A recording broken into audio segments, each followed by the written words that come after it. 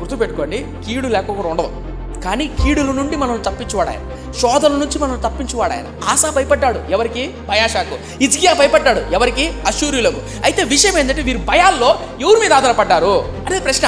వీళ్ళు భయపడుతున్నప్పుడు ఇటుపక్క ఆసా గొయ్యి తెప్పించుకోలేదా? తెచ్చుకున్నాడు. ఇటుపక్క హిజ్కియా బల్యాలను, ఈటలను, కోటలను కట్టించుకోలేదా?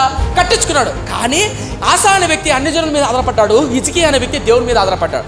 మన జీవితాల్లో కూడా భయాలు వస్తాయి. భవిష్యత్తును గురించిన భయం, పిల్లల గురించిన భయం, వివాహాన్ని గురించిన భయం, ఆర్థిక ఇబ్బందుల భయం, పరిచయం గురించిన భయం, సేవకుడు అయితే సేవకు పట్ల సేవ ఎలా చేయాలో భయం, ఇలా భయాలు ఉంటాయి. ఆ భయాల్లో కష్టపడతాం, పూజించాలి, పిల్లల పెళ్లి చేయాలి, చదువుకోవాలి, ఎదగాలి, కష్టపడతాం. కానీ కష్టపడుతున్నప్పుడు, ప్రయాసపడుతున్నప్పుడు అన్య జనుల మీద ఆధారపడతామే, బయట వాళ్ళ మీద ఆధారపడతామే, బంధువులే దిక్కు, స్నేహితుల దిక్కును వాళ్ళే దిక్కు మీద ఆధారపడతామే, అక్కడ మోసపడతాం. ఎవడైతే అయ్యా నేను చేత కావట్లేదు, భయం అలుపుకున్నదయ్యా, నువ్వే నా దిక్కయ్యా అని హిజ్కియా వలే దేవుని సన్నిధికి వెళ్ళి మొర పెడతావే, అప్పుడు నువ్వు విజయం సాధిస్తావు.